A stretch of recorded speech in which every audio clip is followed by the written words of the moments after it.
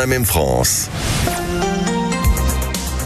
Radio, nous sommes en direct, il est 20h03. Bienvenue, on vit pas dans la même France, cette émission qui casse les codes, cette émission qu'on ne retrouve absolument nulle part. Et oui, on fait en sorte que deux mondes qui ne se parlent jamais puissent se rencontrer.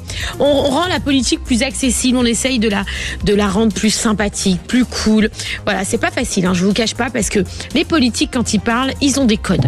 Et ils ont des codes souvent qu'on ne comprend pas. C'est pour ça qu'il y a beaucoup de gens qui sont un petit peu fâchés et qui les écoutent plus et qui en ont ras-le-bol, etc., etc. Et ben nous, on essaye de les faire parler d'une manière un peu plus cool pour les rendre plus accessibles, pour vulgariser la politique.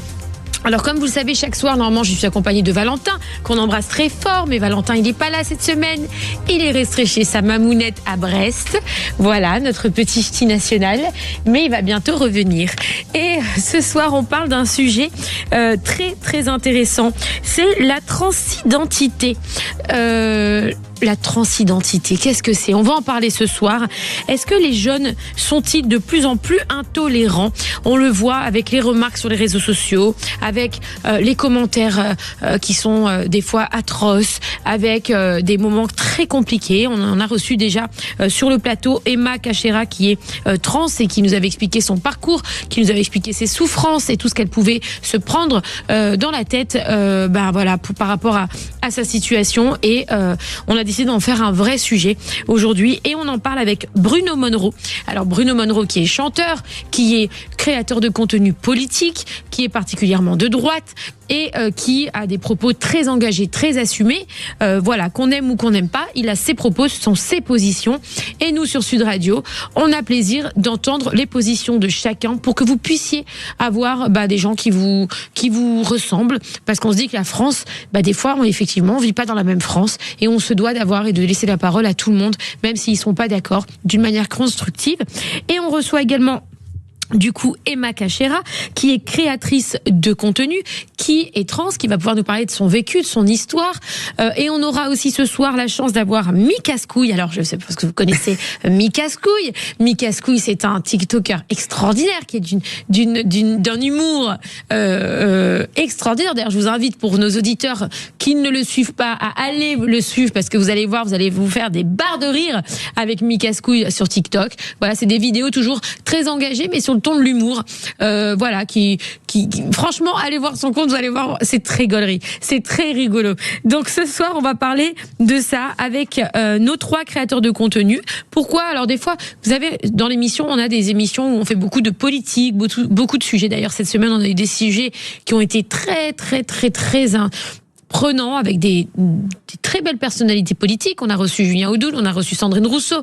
On a fait une émission avec Gilbert Chicli sur les prisons. Donc voilà, ce soir, on voulait une émission, c'est la fin de la semaine, on s'est dit, allez, ce soir, on va faire les créateurs de contenu. On va rester entre nous, les amis, avec des petits codes de dialogue un peu plus cool, parce que c'est le week-end.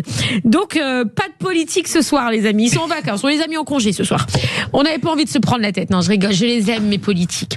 Alors, je reçois avec nous Bruno Monro. Alors, merci Bruno d'être là. Je surveille, excusez-moi les amis, mais je surveille en même temps Emma qui est sur la route en train d'arriver. Je pense que quelqu'un devrait aller dehors pour la récupérer d'ailleurs, parce qu'à mon avis, elle est quasi là. Alors, Bruno Monro, tu es chanteur et créateur de contenu. Exactement, politique, ouais. Politique. Tu es très présent sur les réseaux où tu partages ton univers artistique et ton quotidien avec ta communauté. Tu as fait Nouvelle Star. Oui, tu avec es chanteur. Christophe Willem, oui, exactement. Voilà. Tu as une voix qui est spectaculaire. Je le dis, moi je l'assume total, t'as une voix spectaculaire. Merci. À travers ta musique, tu proposes un style très accessible et actuel. Oui. Tu reprends beaucoup de chansons aussi, très connues, en lien avec les tendances du moment aussi. Tu es très actif en ligne. Oui. Tu développes une relation directe avec ton public, entre contenu lifestyle et projets musicaux. Et tu construis progressivement ton image et ta carrière en mêlant visibilité digitale et ambition artistique. Alors, il t'est venu une passion pour la politique. Oui. C'était quand ? Comment ça s'est passé ? T'as fait un switch tu as fait une transition politique. Je suis tombée dedans quand j'étais petit. Alors, moi, j'ai l'habitude de dire que, tu sais, j'ai 41 ans, Magali. Et tu les fais pas. Hein. Oh, pour l'instant, mais alors, ça se voit pas à l'extérieur, mais je vous garantis qu'à l'intérieur, j'ai beaucoup plus que 41. Je suis un vieux monsieur depuis tout petit.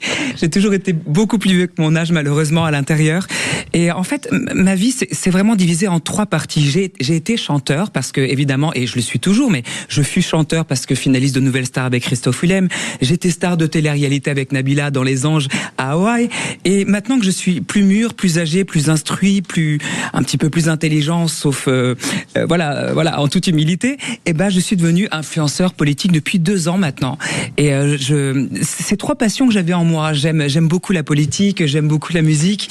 Je rêvais pas d'être célèbre ni populaire, mais j'ai accepté de faire Les Anges pour mettre ma voix en avant. Donc finalement, bilan de ma vie, j'ai toujours mis ma voix en avant, qu'elle soit musicale ou politique. Et qu'est-ce qui t'a fait passer à la politique ? Quel est le sujet qui t'a ramené à ça ? En fait, je regardais autour de moi. Moi, je suis née à Paris, j'ai grandi à Saint-Mandé, je suis née à Vincennes, donc voilà, région parisienne.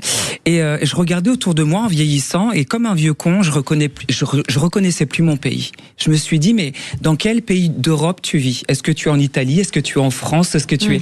Je savais que j'étais en Europe, mais je savais que tout le monde se ressemblait et que ça ressemblait plus à la France que j'ai connue, à la France de Dalida, à la France d'Edith Piaf, à la vieille France, comme on dit.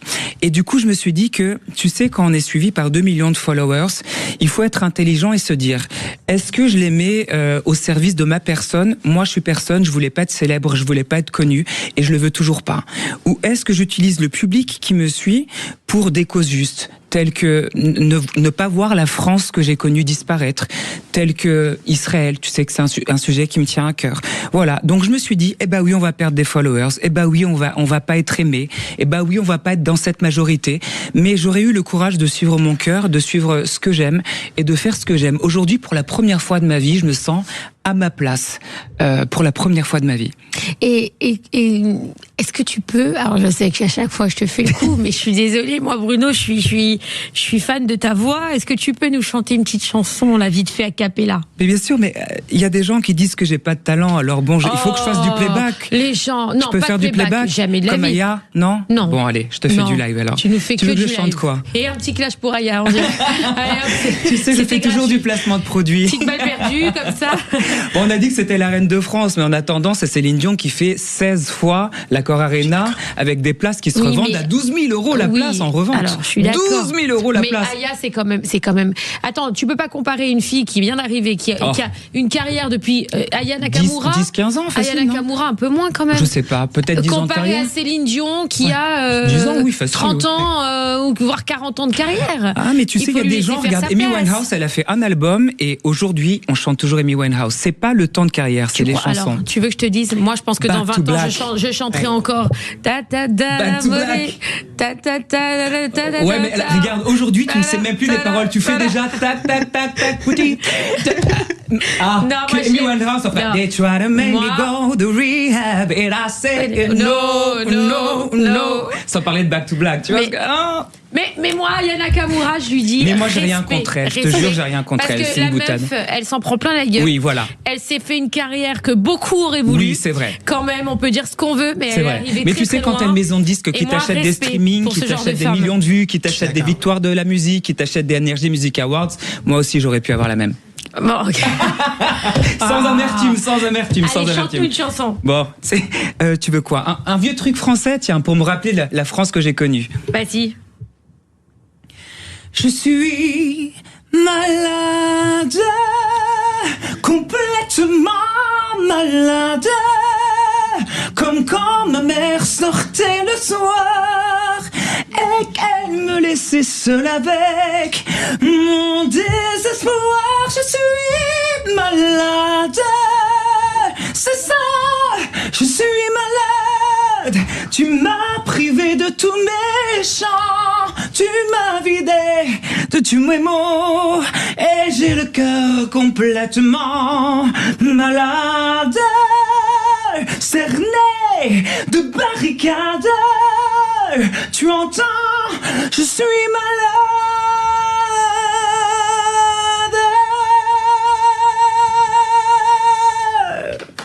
Dis donc, la régie s'applaudit. dit la même. Eh ben, dis donc. Bravo. Tout ça pour dire que Bravo. Le talent ne s'achète pas, en toute humilité. Oui, bah, ça c'est sûr, si je me mets à chanter Je suis malade, on va pas être déçus. Allez Magali. Alors, allez Magali, ferme-la. Non, déprime pas. Allez, on y va. Alors, on reçoit avec toi, mon Bruno, on reçoit Emma. Emma Cachera, merci d'être là avec nous, Emma. Merci, bonsoir. Alors, tu es créatrice de contenu, tu es engagée et suivie pour tes prises de parole autour de ton parcours et de ton identité de femme transgenre. Ouais, c'est ça. À travers tes vidéos et tes publications, tu partages ton quotidien avec authenticité tout en sensibilisant aux questions d'identité, de tolérance et de respect. Ouais. Tu offres une visibilité importante à des sujets encore parfois méconnus et tu crées un espace d'échange bienveillant avec ta communauté en mêlant contenu lifestyle, témoignages et messages engagés. Oui, c'est ça.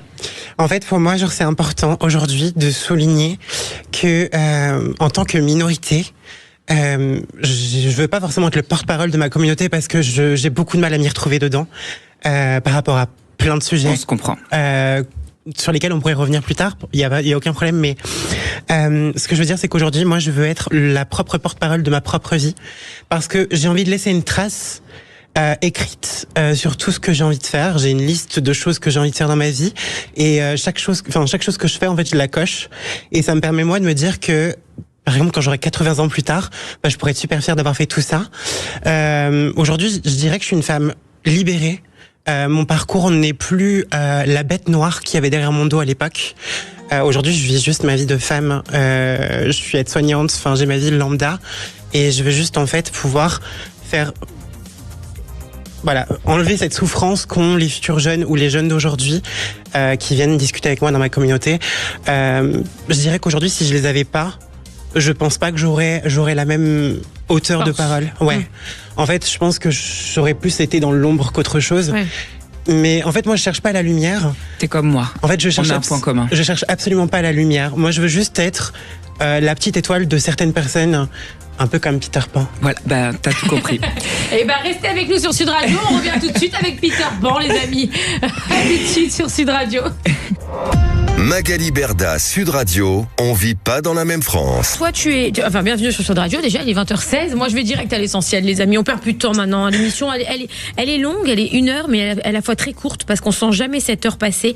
Et du coup, voilà. Donc, ce soir, on parle de la transidentité. Les jeunes sont-ils de plus en plus intolérants? On le voit sur les réseaux sociaux avec les commentaires, avec les méchancetés, avec les attitudes très strictes. Voilà, on se posait la question. Voilà, on voulait mettre toutes ces situations en avant. On t'a déjà reçu, Emma. Toi, tu es trans. On dit trans.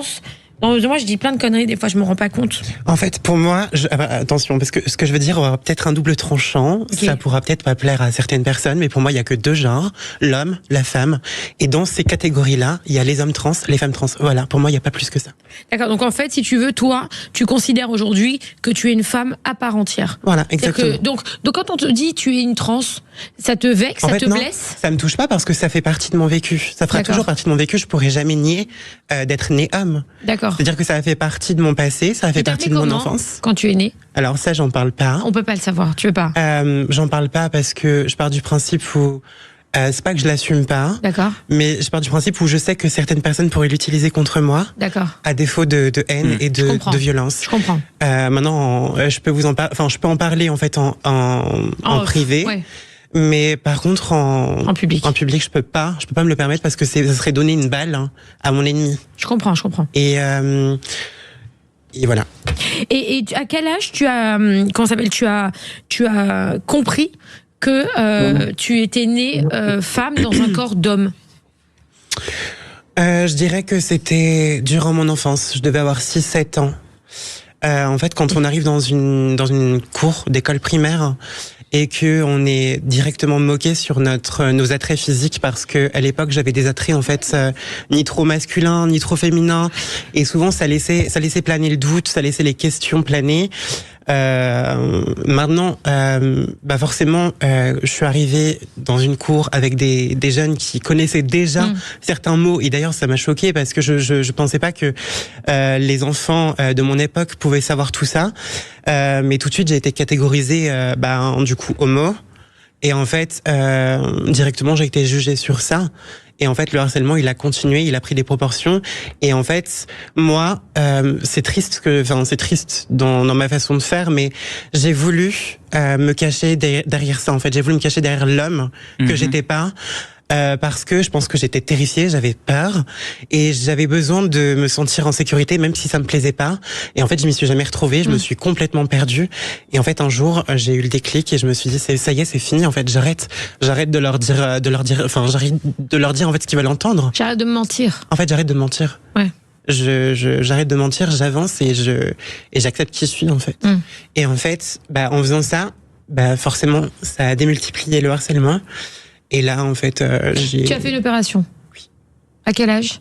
J'avais 25 ans. Oui, c'était jeune. Mais t'as quel âge, là? J'ai 28 ans bientôt. Ah, donc c'est récent, quand même. C'est pas si vieux que ça, quoi. Non.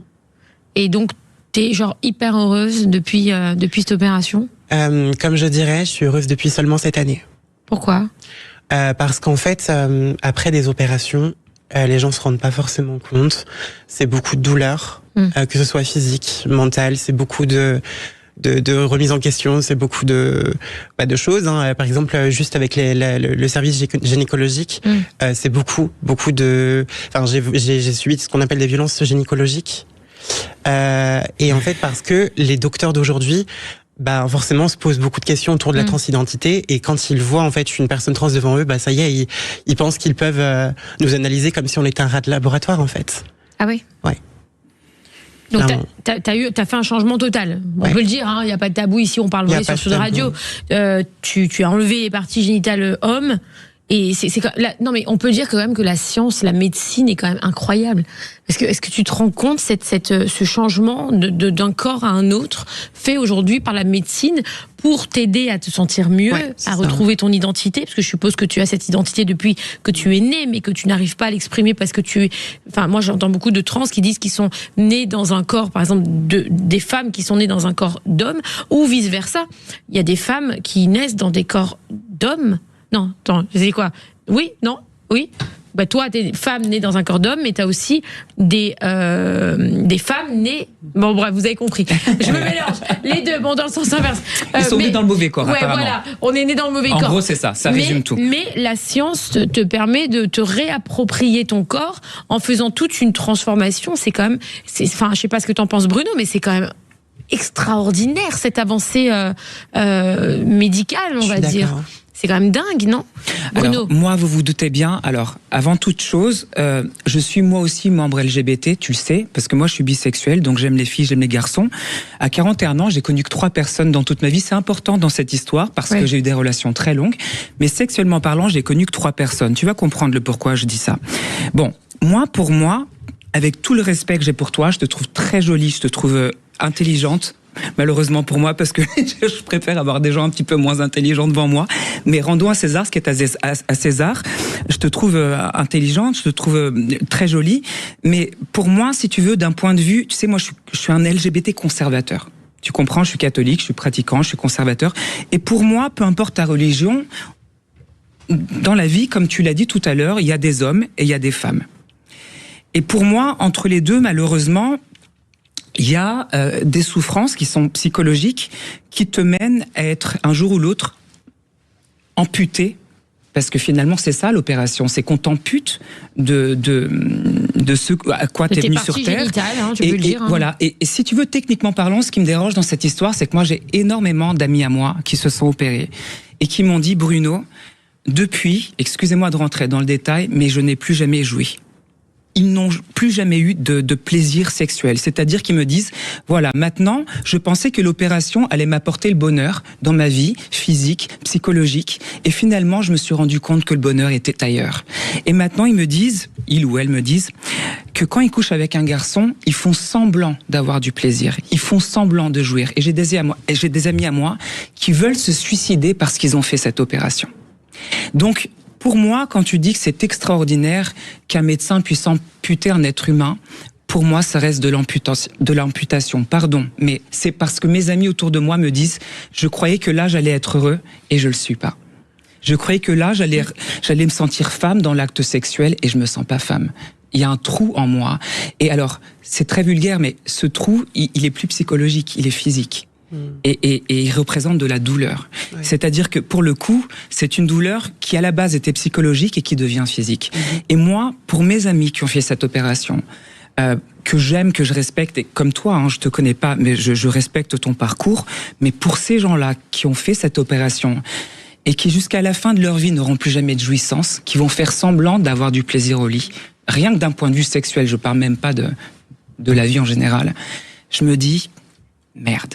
Oui, mais après, pardonnez-moi de parler français. On va accueillir Mika Skouï qui vient d'arriver, mais voilà. Après, il y a des femmes et des hommes qui n'ont pas d'orgasme, etc. Enfin, c'est pas obligé d'avoir un orgasme. Enfin, tu vois, enfin, je veux dire, c'est quand même là on parle d'une identité. Tu vois, un orgasme, c'est intéressant, c'est important, mais l'identité d'une personne, c'est quand même encore plus important qu'un orgasme. Mais je parle d'un détail qui est hyper important, Magali, parce que tu sais, la jouissance dans la vie, tu sais, on n'a pas beaucoup de plaisir. On n'a pas beaucoup de plaisir dans la vie. Et la jouissance, ça fait partie du peu de plaisir qu'on a, qu'on ne peut pas simuler. Parce que tu sais, Magali, quand tu couches avec quelqu'un, si les personnes t'excitent, tu jouis. Si la personne ne t'excite pas, tu fais semblant de jouir. Et en fait, ça a l'air con, mais à partir du moment où tu es opéré ou amputé, ou appelle ça comme tu veux, jusqu'à la fin de ta vie, tu vas faire semblant de ressentir quelque chose que tu ne vas plus ressentir. Alors, il y a des gens qui vivent pour faire plaisir aux autres. Moi, c'est pareil. Au lit, j'adore faire plaisir aux autres. Mais j'ai une question de temps en temps, il faut aussi penser à soi, quoi. J'ai une question très bête, pardon. Je sais pas si... Mais quand tu te fais opérer, tu as plus d'orgasme après ? Déjà, il faut savoir que, comment expliquer ? Déjà, en plus, c'est une opération super méga lourde. Oui. Il faut vraiment prendre ça en compte. Oui. Il te lève de ton lit, 4-5 jours après. Alors que t'as des cicatrices qui sont même pas cicatrisées. Il y a déjà des violences à ce moment-là, hein, juste quand t'es allongé dans ton lit d'hôpital, où en fait, t'es complètement dépendante de l'infirmière qui s'occupe de toi. Ensuite, on te met face à ta vérité, t'es face à un nouvel organe qui ressemble à rien. C'est choquant. Faut le dire. C'est vrai. Ça ressemble à rien. Au début. Ça ressemble à quelque chose qui n'est rien en fait. Oui. Enfin, c'est juste un ensanglanté, quoi. Et tu es obligé de t'introduire, excusez-moi du détail, ça. Voilà, pour que ça fasse la forme. Je sais, tous mes amis m'ont tout raconté. Il y a ce qu'on appelle des dilatateurs qui permettent en fait de dilater le nouveau vagin. C'est space. Et en fait, c'est ce qui permet. Casse-couille qui nous regarde, tu sais. C'est ce qui permet en fait de garder la cavité vaginale en fait ouverte. Voilà. Et ça remplace au préalable en fait les rapports sexuels en fait qu'on a avec nos partenaires. Et après une fois qu'on a un compagnon, eh bien en fait le compagnon remplace ces dilatations. Voilà, c'est ce que mes amis m'ont dit, que leurs compagnons, ils étaient obligés d'introduire des objets pour que ça prenne la force. Ouais. Mais il faut savoir que... Ça détruit des couples, ça. Il faut savoir que c'est plus serré qu'une femme lambda, ça c'est important de le dire. Oui. Et que sur les tailles de dilatateurs, on a certaines tailles, je vais pas vous mentir, c'est un tiraillement, c'est une douleur. Ça fait mal. Voilà. En fait, c'est horrible à dire. Enfin, c'est horrible ce que je veux dire, hein, mais parfois ça m'arrive de choisir mon copain à la taille de son, parce que je sais très bien que si jamais c'est trop gros, je ne pourrais jamais avoir de rapport sexuel. Compris. Mes amis m'ont dit ça. On est chez Brigitte et les amis, on s'est trompé l'émission. Non, mais c'est important parce que c'est des sujets qu'on n'aborde pas. C'est hyper important. J'apporte un peu de rigole. En fait, mais attends, il n'y a pas d'orgasme du coup alors. En fait, pour moi, ça fait partie des sujets importants à dire parce que. Non, mais il faut que les gens le sachent. Ça veut dire que quand tu décides de faire cette opération, t'as plus d'orgasme. Il n'y a pas de jouissance vaginale. Oui. Bon. Il n'y a plus d'orgasme. Je dirais il y a, mais minime. Ok. Restez avec nous sur Sud Radio. On revient tout de suite après cette petite pause et on accueille Mika Skouï. Pour le coup, tu portes bien ton nom, Mika Skouï. Bien. Restez avec nous sur Sud Radio. À tout de suite. Magali Berda, Sud Radio, on vit pas dans la même France. Magali Berda sur Sud Radio, il est 20h28. Nous sommes en direct, on vit pas dans la même France. Cette émission qui casse les codes. Alors ce soir, on les casse les codes, les gars. Je m'attendais pas à rentrer autant dans les détails. La biologie. Oui, on parle de transidentité. Est-ce que les jeunes aujourd'hui sont-ils de plus en plus intolérants ? On le voit à travers les réflexions, les reproches, les messages, les insultes, etc., etc. On se dit finalement la société est censée évoluer et puis finalement est-ce qu'elle régresse ou pas ? C'est la question qu'on se pose ce soir. On reçoit Bruno Monroe, qui est chanteur, créateur de contenu, influenceur politique de droite, membre LGBT, mais contre... Je suis conservateur, quoi. T'es conservateur. Je suis conservateur. Donc tu n'es pas pour les trans. Non, alors j'ai des amis trans. Alors attention, j'ai des amis trans. Moi, je suis un membre LGBT. Je respecte leur parcours, mais pour moi, techniquement parlant, un homme est un homme, une femme est une femme. ce que tu as dit au début de l'émission, on se retrouve sur ça. Après, ce que tu décides de faire entre les deux, c'est un choix de vie qu'il faut assumer, qui malheureusement a des conséquences, et on en parle aujourd'hui. Alors, on reçoit aussi Emma Cachera, qui est créatrice de contenu, qui est trans. Tu es née dans un corps d'homme, tu t'es sentie femme, tu es aujourd'hui femme, tu t'es fait opérer il y a 3 ans, c'est ça ? Ouais. Et tu es devenue complètement femme. Je suis complètement moi aujourd'hui, je dirais. Aujourd'hui, je vis, je survis plus. Et on reçoit aussi Mika Skouille qui vient d'arriver avec nous. Salut Mika. Salut. J'aime bien parce que ce soir, ton nom, il prend tout un sens. Ah bah ouais, je vois ça. Mais il tient pas c'est pour ça, pardon. Bonjour. Cindy Lopez m'a dit beaucoup de bien de toi. Je l'ai vu il y a quelques jours avant qu'elle parte au camping. Elle m'a dit il est adorable, il est adorable. J'ai dit ok, bon. Je sais. Elle t'adore. Mika, toi, tu es influenceur, tu es créateur de contenu, tu as été candidat à télé-réalité aussi, tu es énormément sur TikTok, tu es connu pour ton franc-parler, ton tempérament sans filtre, Dieu bénisse, il n'y a pas de filtre chez toi. À travers tes apparitions et tes contenus, tu assumes des prises de position directes qui ne passent pas inaperçues, tu es très actif sur les réseaux sociaux, tu partages ton quotidien, tes coups de gueule, alors je pense que tu fais à peu près 14 coups de gueule par jour, tes expériences avec ta communauté, et entre divertissement, clash et moments plus personnels, tu t'imposes comme une personnalité qui dit ce qu'elle pense et qui ne laisse jamais indifférent. J'ai une question à te poser. Est-ce que tu as planqué ton meilleur ami derrière la porte ? Je l'ai vu. Comment vous savez ? Parce que tu étais en vidéo depuis tout à l'heure et qu'on t'a vu le cacher. Mais on m'a pas dit, je savais pas que j'étais à l'antenne. Que j'adore d'ailleurs. Il est super gentil, tu l'embrasseras pour moi. Ouais. Alors, Mika, toi, on te voit à travers tes vidéos TikTok. Tu fais des vidéos qui sont à la fois très drôles, mais qui relèvent souvent de sujets de société. C'est-à-dire que toi, tu arrives à parler de sujets de société, mais d'une manière super drôle. On te voit très souvent sur ta terrasse, torse nu avec 2 éponges sur la poitrine. Tu imites les Marseillais toute la journée. Tu es Marseillais d'ailleurs. Tu as imité Maëva Guénam, enfin je pense que tu en as imité une tonne, voilà. Et tu as toujours dit ce que tu pensais sur un sujet de société, mais d'une manière un peu rigolote et un peu légère et sympathique. Hein. Oui, alors des fois t'es trash, c'est vrai. Qu'est-ce que tu penses toi de ce que tu as entendu, Mika, à travers Emma, donc son parcours, et à travers ce que nous dit Bruno, qui lui est bisexuel, il le revendique et il est conservateur, voilà, catholique pratiquant et qui ne conçoit pas qu'on transforme son corps entre guillemets. Alors moi déjà bonsoir à tous. Ce que je voudrais dire, et je pense qu'on est un peu d'accord sur tous, c'est que pour moi, je vais être très très clair. Hein. Dans la vie, il y a un homme, une femme, il y a un sexe masculin, un sexe féminin. Il n'y a rien d'autre. Tout le reste ne m'intéresse pas. Je vois ça comme de la provocation, comme de la folie, et ça m'agace vraiment. C'est quoi parce tout que le moi, reste je fais partie. Par exemple, c'est quoi tout le reste, par exemple ? Par exemple, les non-binaires, par exemple, les personnes qu'il ne faut pas genrer, qu'il ne faut pas appeler il ou elle, alors qu'ils ont un sgeg entre les jambes. Enfin, voilà, toutes ces choses-là un peu folles, ça me fatigue, et vraiment c'est un truc sur lequel je me bats parce que bon, bref. Tout ça pour dire que du coup, pour moi, une personne transgenre, c'est une personne après qu'elle ait vécu toutes ces années et ces années de souffrance, de mal-être, de critique, et passer à ce qu'on appelle la transition. Mais pour celles qui y sont arrivées, parce qu'il faut pas oublier qu'il y en a qui ont même pas eu le temps de passer à la transition et qui se sont foutus en l'air. Oui. Parce que c'est un réel problème et une réelle souffrance. Oui. Voilà. Il y a des traitements et donc, aussi. Moi, à partir de ce moment-là, une personne transgenre, une femme qui devient homme ou un homme qui devient une femme, on lui attribue un sexe. Donc pour moi, il n'y a aucun problème. Le cas de Emma, qui était homme, qui est devenue femme, elle est d'un sexe féminin, je suis OK avec tout ça. C'est juste moi tout le reste qui m'agace. Mais par contre, les personnes transgenres, moi, je me mets à genoux pour leur combat, leur force, et surtout, comme vient de le dire Bruno, effectivement, c'est un traitement qui est très lourd. Oui. Il peut y avoir des dégâts, effectivement. Les hormones. C'est pour ça que le suivi est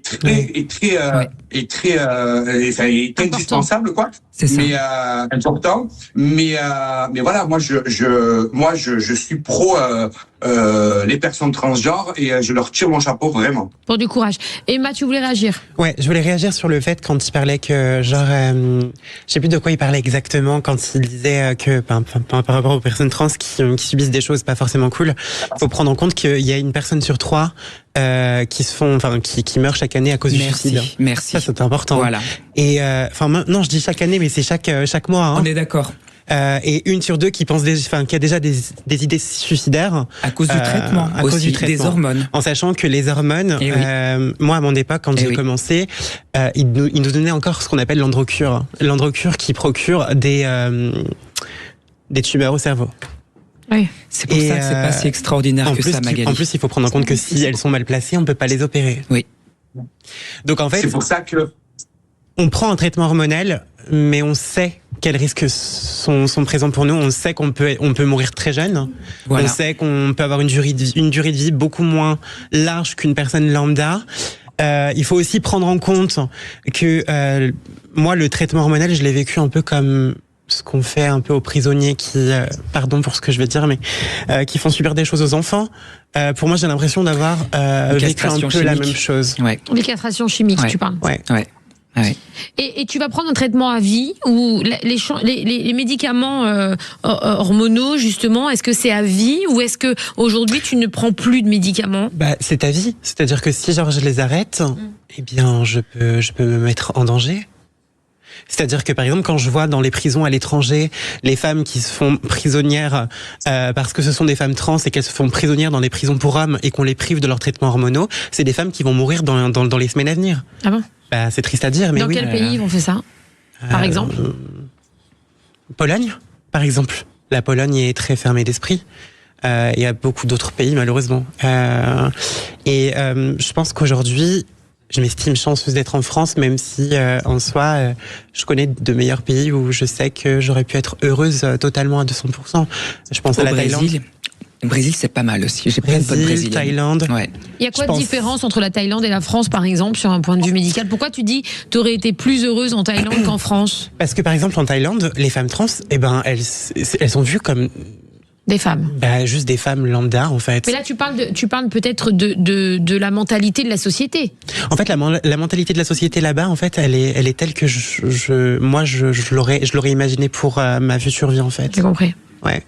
Mais malheureusement, on est en France et on doit subir ce qu'on subit comme n'importe qui.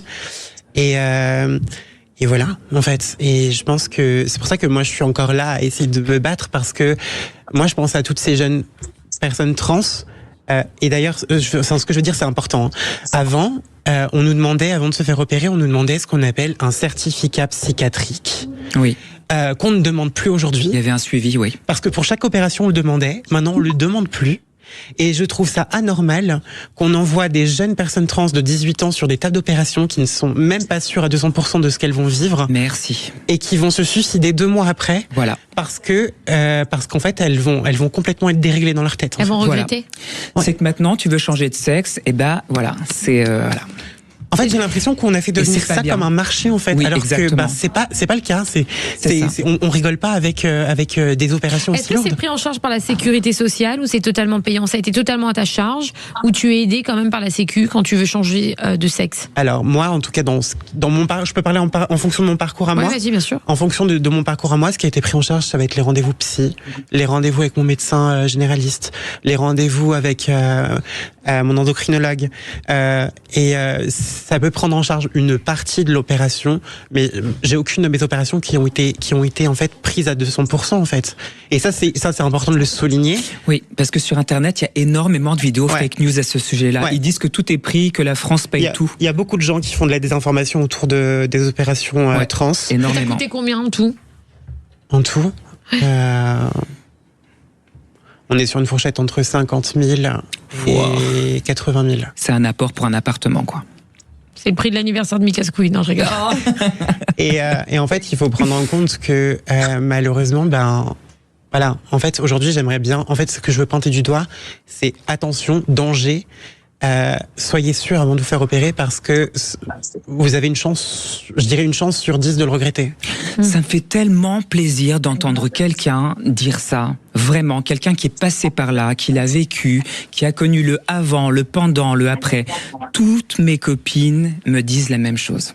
Attention, parce qu'on dit la France paye tout, la France rembourse tout, on n'a même plus besoin de validation d'un médecin, et finalement tu vois où ça mène. Et quand tu dis c'est pas être contre, c'est que tu te dis mais faire tout ça pour au bout de quelques mois te foutre en l'air, te suicider parce que t'es encore plus malheureux qu'avant, tu vois finalement Magali c'est pas si extraordinaire que ça. Mika, tu veux intervenir?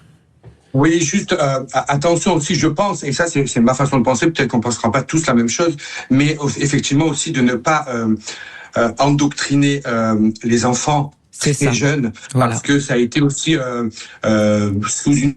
Je ne me rappelle plus le sujet, effectivement on m'a dit que c'était comme ça et que voilà, que on pouvait dès le plus jeune âge bon, vous avez compris. Surtout aux États-Unis, c'est ça dramatique. Ouais. Voilà, surtout de faire attention, parce qu'effectivement, il y a effectivement, je pense, plus de certificats médicaux. Mais en plus de ça, les traitements sont très, très, très dangereux. Et donc, au plus on les commence tôt, et bien évidemment, ça peut avoir des répercussions incroyables. Sur les cancers, etc. Oui. C'est-à-dire qu'aujourd'hui, si tu veux te faire opérer, tu veux changer de sexe, tu n'as même plus de consultation psychiatrique obligatoire avant de le faire. Ouais. Donc tu peux y aller comme ça sur un coup de tête. C'est McDo. En gros, il y a des docteurs qui le demandent encore et il y en a qui le demandent plus. C'est plus obligatoire, oui, voilà. Donc. Ouais. Alors restez avec nous sur Sud Radio. Tu dis, Mika, pardon, je t'ai coupé. Je disais parce que c'est pas une maladie psychiatrique. Hein. Alors oui, c'est mais discutable, il faut quand même faire de la prévention. Donc, c'est pas une maladie, mais en fait, c'est psychologique. Quand moi je pense à un papier avec un psychiatre, il faut prendre en compte que c'est juste parce que c'est une opération lourde de conséquences. Et en fait, pour moi, il faut y réfléchir bien avant. Voilà, c'est tout. Justement, quand on est mineur, on ne devrait pas autoriser les parents à ce genre d'opération, quoi. Enfin. Alors, restez avec nous sur Sud Radio. On revient juste après cette petite pause pour parler de la transidentité. Est-ce que les jeunes sont-ils de plus en plus intolérants? Restez avec nous sur Sud Radio. À tout de suite. Magali Berda, Sud Radio. On vit pas dans la même France. Magali Berda sur Sud Radio, il est 20h42, nous sommes en direct, on vit pas dans la même France, cette émission qui casse les codes. On parle ce soir de transidentité. Est-ce que les jeunes sont-ils de plus en plus intolérants par rapport à ce sujet? Alors, vous avez fait beaucoup de prévention juste avant cette petite pause. On reçoit avec nous Bruno Monroe, qui est créateur de contenu, influenceur politique, chanteur. Il est finaliste de la Nouvelle Star, il nous a chanté. Bruno, chante-nous une chanson. Encore? Allez, encore une. Oh, Mika, écoute ça. Je t'aime comme un fou, comme un soldat, comme une star de cinéma. Je t'aime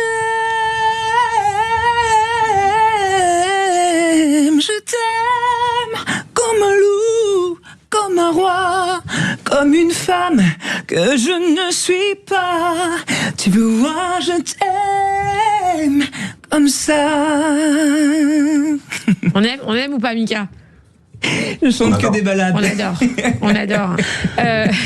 On reçoit Emma. Comme ça, vous voyez un petit peu le level de la voix du gars. C'est quand même quelque chose. Hein. Excusez-moi, mais pardon. Hein. Je veux dire, non mais toi, t'es autant détesté sur les réseaux que aimé, parce que t'as des prises de position qui sont très, les miennes. Très, comment dire, patriote, nationaliste. Oui, de droite. T'es surtout de super droite. Et donc, il y a beaucoup de gens qui t'aiment pas du tout. Je sais. Mais par contre, on peut pas t'enlever cette voix extraordinaire que tu as. Gentil, merci. Et bravo à toi. Merci. Emma Cachera, créatrice de contenu. Tu es aujourd'hui femme, tu es née dans un corps d'homme et tu as subi cette opération il y a quelques années. Très jeune, à 20, tu nous as dit 23 ans, c'est ça? 25 ans. Et aujourd'hui, tu vis en paix, heureuse avec toi-même, tu t'es retrouvée. On reçoit aussi Mika Skouy, qui est influenceur, créateur de contenu, grand TikToker. grande star de TikTok et qui fait énormément de vidéos sur ses prises de position, sur sa vision de la vie, voilà, qui est grand coup de gueule et c'est sympa, c'est drôle, allez voir, vous allez voir. J'adore les éponges, moi, sur les tétés, c'est très marrant. Oui, j'ai vu des vidéos de lui, Cindy m'a envoyé. Sur son balcon. Adorable. Oui, sur son balcon. J'adorais. Tu connais? Tu l'as déjà vu? Sur TikTok, il passe partout en fait. Moi, j'ai pas TikTok, mais j'ai Cindy qui m'envoie les vidéos. Voilà, donc vous avez tous les trois fait beaucoup de prévention. Alors au départ, c'est un débat. On a Bruno qui est très conservateur, qui fait partie de la communauté LGBT, mais tu te dis conservateur, donc tu n'es pas pour l'opération de changement de sexe, ce que tu m'as dit tout à l'heure. C'est la biologie, quoi. Voilà, et on a Emma qui, elle, l'a vécu, l'a fait, donc toi tu es pour, Emma. Mais par contre, vous rejoignez tous les trois sur un sujet, c'est la prévention, et c'est d'expliquer aux gens qu'il faut faire très attention, parce que c'est des opérations qui sont extrêmement lourdes, qui sont dangereuses, qui changent une vie complètement, qui a beaucoup de suicides, quand même, il faut le dire, donc il faut faire attention quand vous y allez, les amis, consultez des médecins, parlez avec eux, et discutez, dialoguez, prenez conscience de tous les dangers qui peuvent suivre suite à ces opérations, avant de passer à l'acte, pour être sûr qu'il n'y ait pas de regret ou de mal-être. Vous en avez parlé d'un point de vue médical, hein, tu as parlé d'orgasme, on a parlé de tout dans l'émission. Mais ça fait partie, la biologie fait partie de l'histoire, mais de rien. C'est important d'en parler. Coup, si on parlait du coup maintenant du point de vue sociétal. Exactement. Oui, effectivement. Au niveau de l'intolérance en fait que les gens nous donnent. D'où la question de ce soir, est-ce qu'aujourd'hui les jeunes sont-ils de plus en plus intolérants? Alors, comment tu vis, toi? Parce que je sais que toi, tu t'es pris des vagues de haine, hein, tu t'en prends encore beaucoup, mais est-ce que tu crois finalement qu'on est dans une société qui évolue? Parce qu'il y a encore, pardon, hein, mais on va pas se mentir, il y a encore 30-40 ans, c'était pas possible. C'était pas possible. Aujourd'hui, c'est possible. C'est que la société évolue et en parallèle, on a l'impression que les jeunes, finalement, des fois, font marche arrière et sont de moins en moins tolérants. Je vois Mika qui souffle. Alors, on va laisser répondre Mika. Tiens, allez Mika, dis-nous ce que t'en penses. Ah ouais, non mais vraiment, parce qu'en fait, ça me fait rire que ce soit les jeunes, que ce soit les plus grands. Alors moi, je vais parler parce que c'est souvent, on est souvent critiqués, insultés dans la rue, même nous, les gays, hein, il y a pas de, voilà, par des hétéros. Hein, c'est des hétéros, mais pas si hétéros que ça, parce que moi, la plupart du temps, faut savoir quand même qu'ils se retrouvent dans mon lit, d'accord? On est d'accord. Ils sont quand même mariés, ils ont quand même des enfants, donc moi, ça me fait vraiment beaucoup rire toutes ces insultes qu'on peut recevoir dans la rue, entouré de ses collègues, pour faire le beau. Ça fait toujours bien, ça existe depuis des années, mais ça, c'est vraiment un truc qui me fait rire. Après, je trouve effectivement que quand même, c'est de plus en plus, de moins en moins tabou, et que bon, il reste encore quelques problèmes à résoudre, hein, mais ça me fait beaucoup rire, quoi, parce qu'ils adorent ça en vrai. Ils adorent ça. Oui. Croyez-moi, vraiment. Et j'ai pas besoin d'avoir été opéré, croyez-moi. Emma. Mais du coup, moi, je voulais vraiment rebondir sur l'intolérance. Moi, là, j'ai une profonde pensée à mon amie Naomi qui a subi une agression transphobe aux alentours du 12 avril, en sortant de soirée. Oh Dieu. Et d'ailleurs, toute la ville de Nancy a été présente pour elle et ses amis. Et franchement, je pointe du doigt cette ville qui est incroyable, surtout sur le plan sécurité, et qu'ils ont agi très très vite. Vraiment, je lui souhaite beaucoup de courage, parce que ce qu'elle a vécu, moi je l'ai vécu une dizaine de fois. Et c'est cette dizaine de fois là où on tombe et on se relève, on tombe, on se relève, on tombe, on se relève. Sauf que moi, je sais très bien qu'un jour ou l'autre, eh bien, il y aura peut-être la fois de trop. C'est triste, hein, ce que je dis. Mais c'est que le mental humain, il est pas fait pour subir ça, en fait, à la base. Il est pas fait pour subir autant de violence. Et en fait, que ce soit sur les réseaux ou dans la vraie vie, c'est pire dans la vraie vie, parce que dans la vraie vie, il y a plus cette barrière du téléphone. Là, ils peuvent carrément nous attaquer, ils peuvent carrément nous frapper, et voire plus. Et du coup, en fait, quand ça arrive, malheureusement, je peux rien faire, en fait. Je peux rien faire à part faire la morte. Parce que si je réplique, c'est moi la coupable. Si j'utilise une arme, c'est moi la coupable. Si j'ouvre ma bouche, je le provoque, et donc en fait on va m'accuser de coupable parce que j'aurais dû fermer ma bouche, parce que c'est de ma faute si j'ai eu pire qu'autre chose. Si tu vas te bagarrer, on va dire que dans le passé t'étais un garçon. Il y a tous les trucs qui rentrent en compte. Hein. En fait, je sais. En fait, ma place dans tout ça, en fait, c'est juste tu fermes ta bouche et t'encaisses. Ouais. Et en fait, pendant que eux ils sont en train de parler de leur opinion, mais en fait moi je parle de ma vie. En fait. Et moi j'ai besoin en fait qu'on pointe du doigt ce qui se passe dans la société aujourd'hui.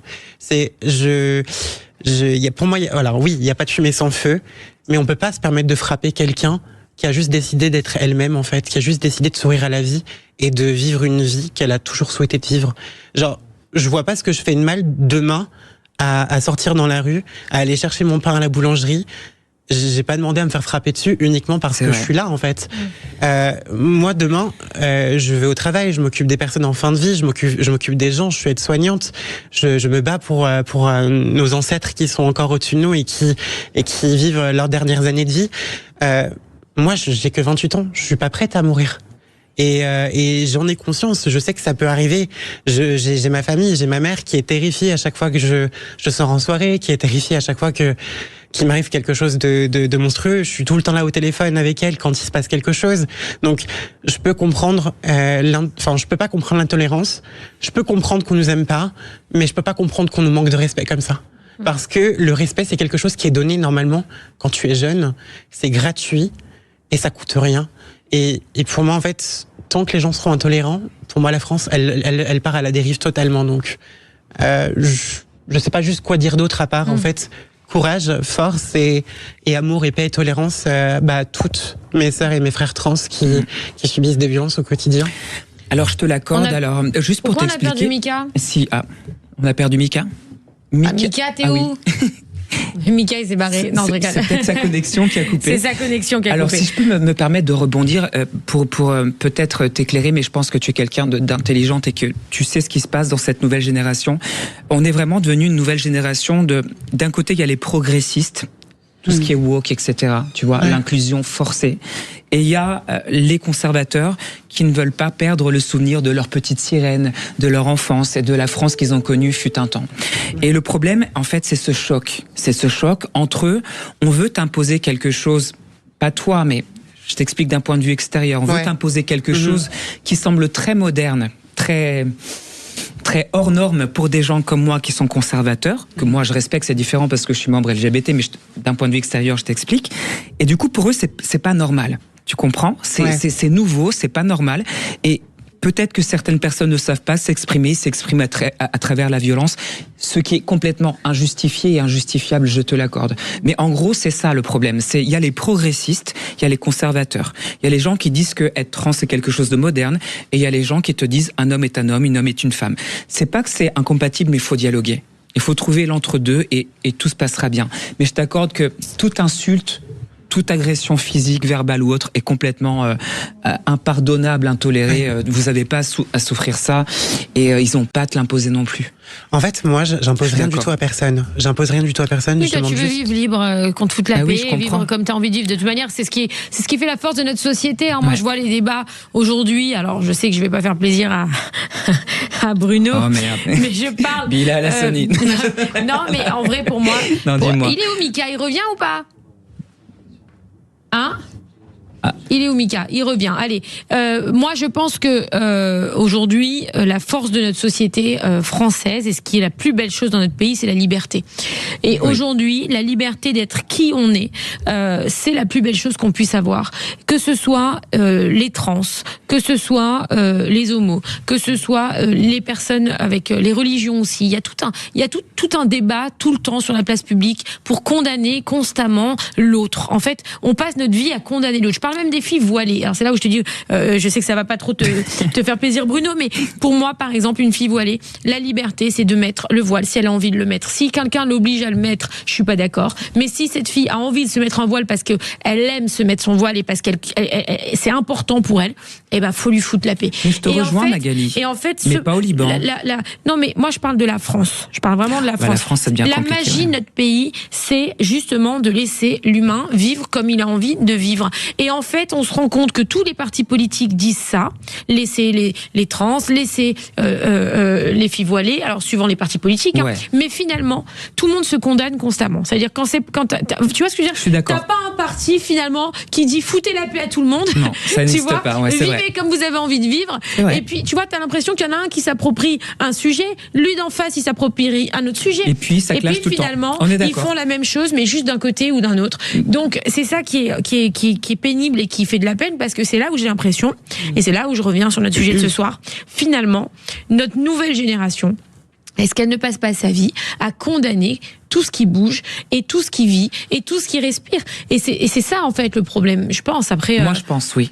Tu vois, c'est à cause, alors, mea culpa, je vais pas cracher dans la soupe, mais à cause des réseaux sociaux. Je suis désolée. Moi j'ai connu le avant, le pendant et j'espère connaître le après réseaux sociaux parce que rien n'est définitif, tout change. Il y a eu la mode des téléréalités, ça existe quasiment plus. Il y a la mode des réseaux sociaux, je te donne quelques années, ça existera plus. On passera à autre chose et autre chose et autre chose. Et malheureusement, les réseaux sociaux, pour moi, ça a développé. Alors, il y a du bon.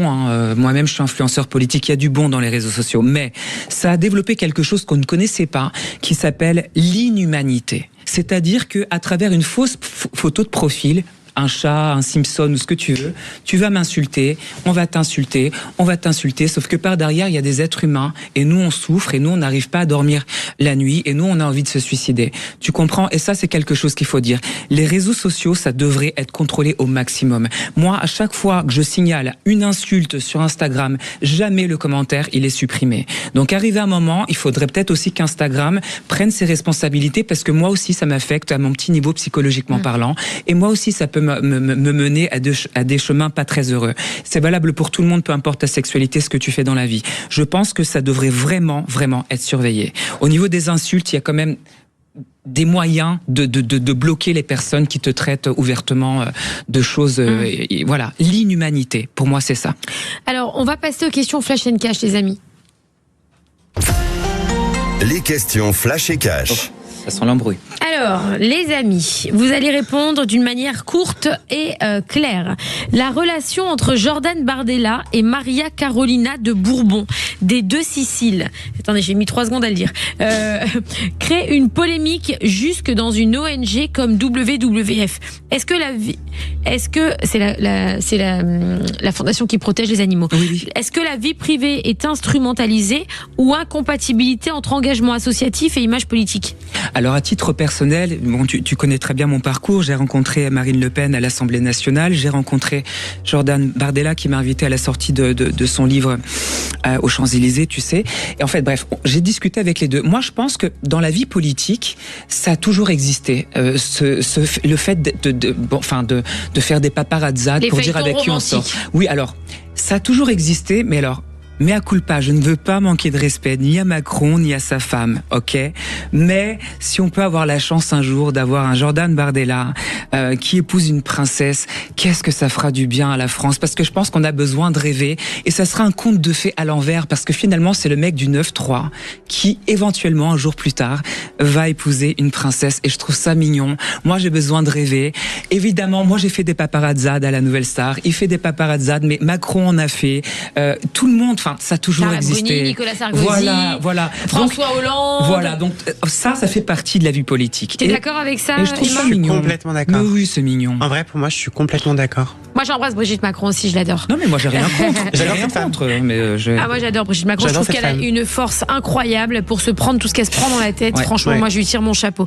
Les amis, je vous remercie. Merci Bruno Monro. Merci à vous. Merci Emma. D'ailleurs, je voulais juste dire un truc pour ma communauté et même pour les gens qui me suivent. Je suis en train d'écrire mon premier livre. Bravo. Pas pour la transidentité, mais surtout sur le but de ma vie et celui que j'ai envie d'offrir entre guillemets à mes frères et sœurs. Parce que je pars du principe où ils ont besoin de modèles. Malgré moi, ils ont besoin de modèles, ils ont besoin de sources sûres. De porte-parole, et je te remercie de pouvoir me permettre de faire ça. Avec plaisir, et tu viendras faire ta promo dans cette émission. Tu seras la bienvenue. Merci. Voilà. Merci Mika Scouille, il est plus là, mais il nous entend peut-être. On n'a pas eu le temps de te faire des bisous. Je pense qu'il a eu un souci de réseau. Restez sur Sud Radio, vous allez retrouver tout de suite Jacques Pessis, Les Clés d'une vie, et son invité, le chanteur Jonathan